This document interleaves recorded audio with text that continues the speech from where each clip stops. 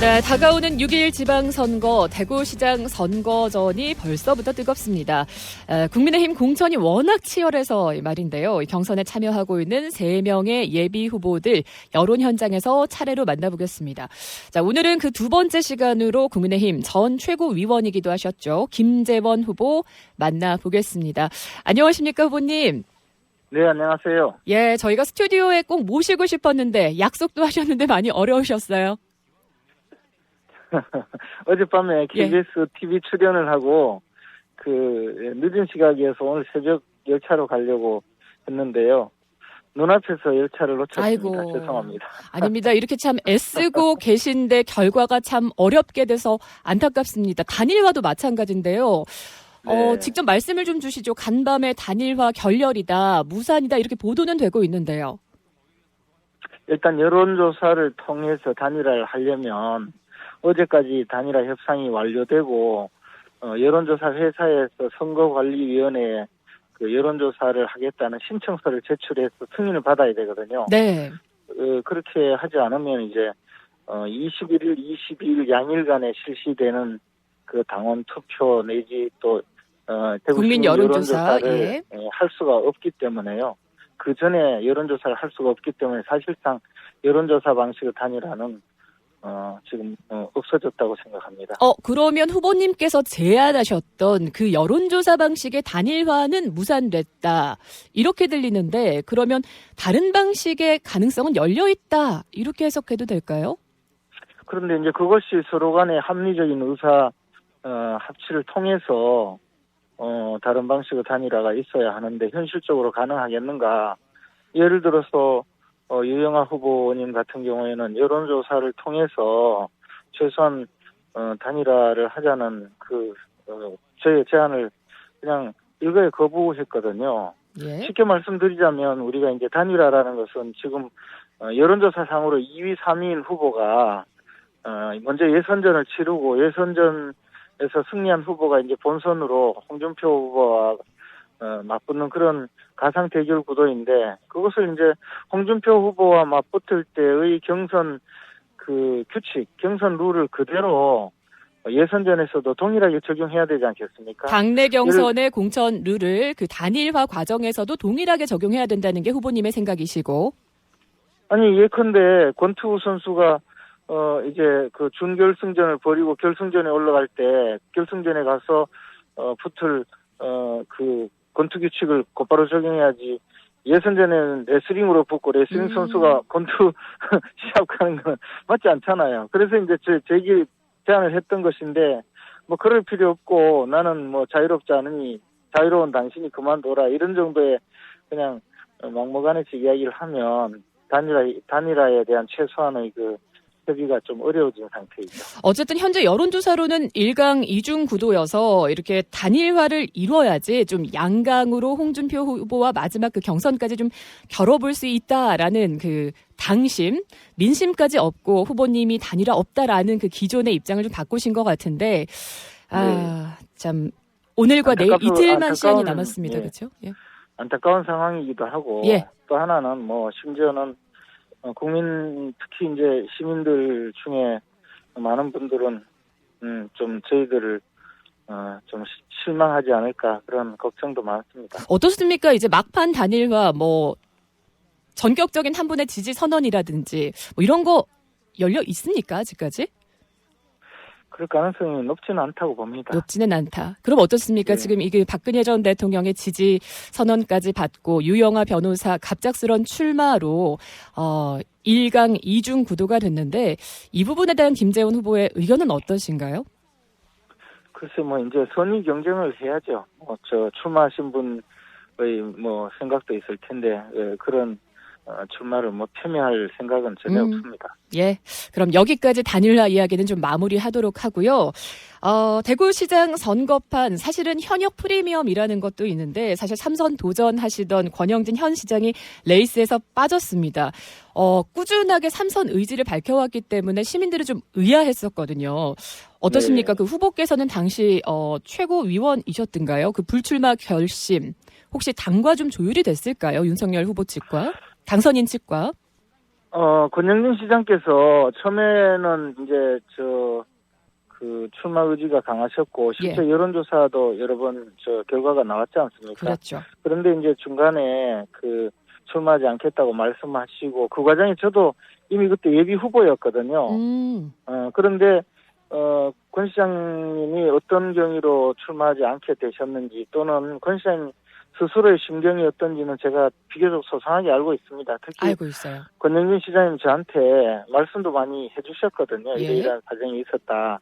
뭐 예를 들어 말씀하신 대로 뭐 그런 정도의 이야기가 있었다는 말씀을 해주셨는데 다만 이게 이제 권 시장님 개인의 그 명예에도 관련된 일이고 권 시장님 또 내심의 어떤 의사인데 그것을 공개되지 않는 것을 제가 공개하는 것은 예의에 맞지 않는 것 같습니다.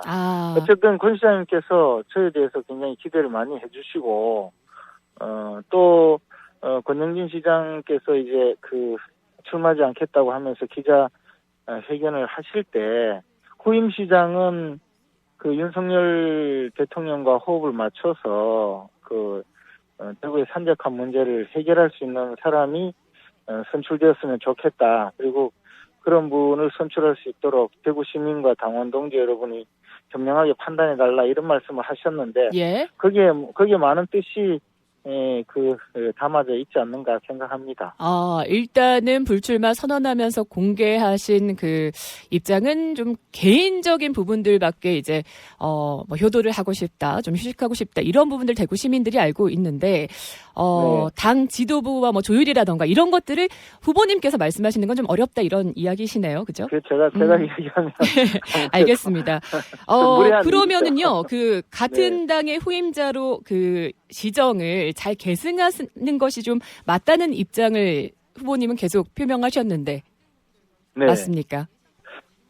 일단 대구시장으로서 개인적인 결정이 아니거든요. 그리고 많은 부분에는 정책 결정 과정이 법적인 절차도 거친 것이 측면이 있고 이미 어떤 결정이 이루어지면 그에 대해서 이제 예산이 투입되거나 또 계획이 진행되기 때문에 그것을 되돌릴 수는 없고요. 한 가지 말씀드리자면 다소 이제 권영진 시장님께서 예. 예를 들어 여론조사를 하면 지지율이 조금 낮게 나온 적은 있거든요. 그것은 권 시장께서 정책을 잘못 진행했다는 거라기보다는 시민들과의 시민들께서 좀 다른 면에서 조금 이제 지지 정치적인 판단?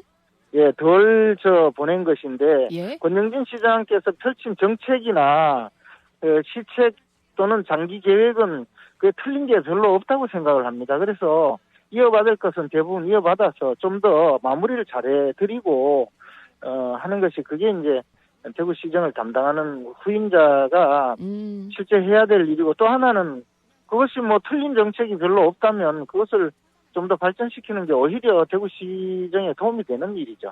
예, 알겠습니다. 자, 그렇다면 가장 잘 살려야 될 대구시의 미래 먹거리라고 할까요? 지금 아시다시피 1인당 지역 내 총생산 GRDP가 대구가 꼴찌입니다. 뭐 30년째 계속 내리막길인데요.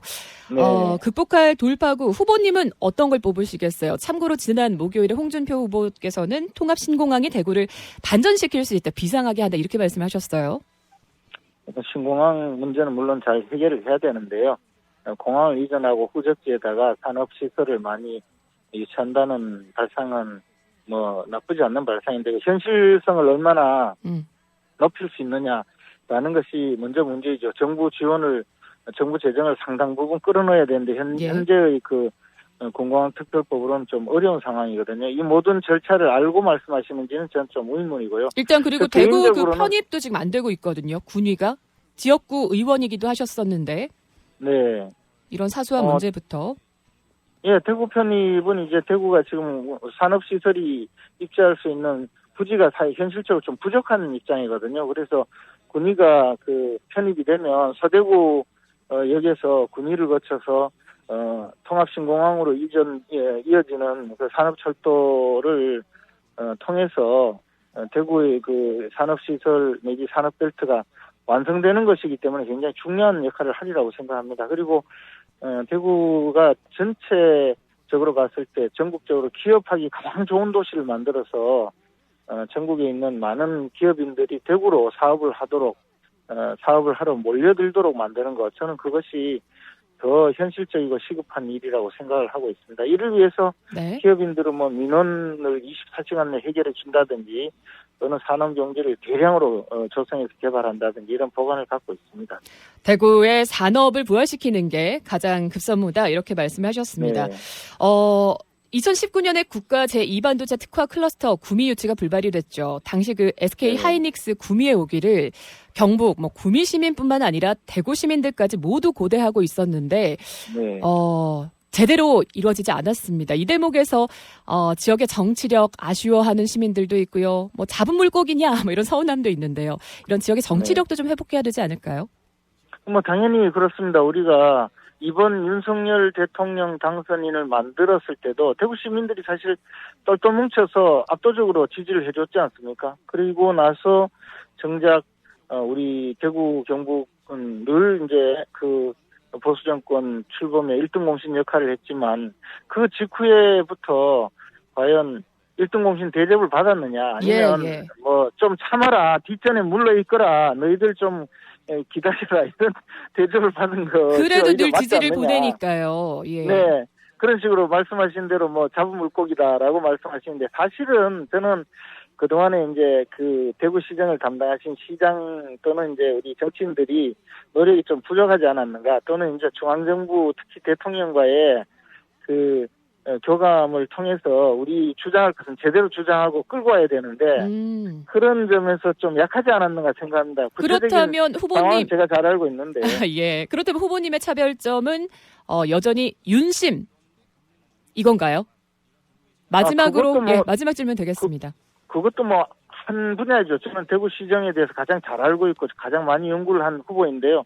그것에 더해서 윤석열 대통령 정부와 교감을 하고 호흡을 함께 하면서 대구 시민들에게 대구 시민이 1등 공신이라는 대접을 받게 할 수 있는 유일한 후보라고 생각하고 있습니다. 그래서 그 점에 대해서는 제가 시장이 되면 확실하게 저희들 몫을 챙길 예정입니다. 예.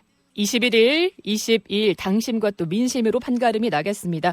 국민의힘 전 최고위원이시기도 하고 예비 경선 후보이신 김재원 후보 오늘 말씀 잘 들었습니다. 고맙습니다. 예.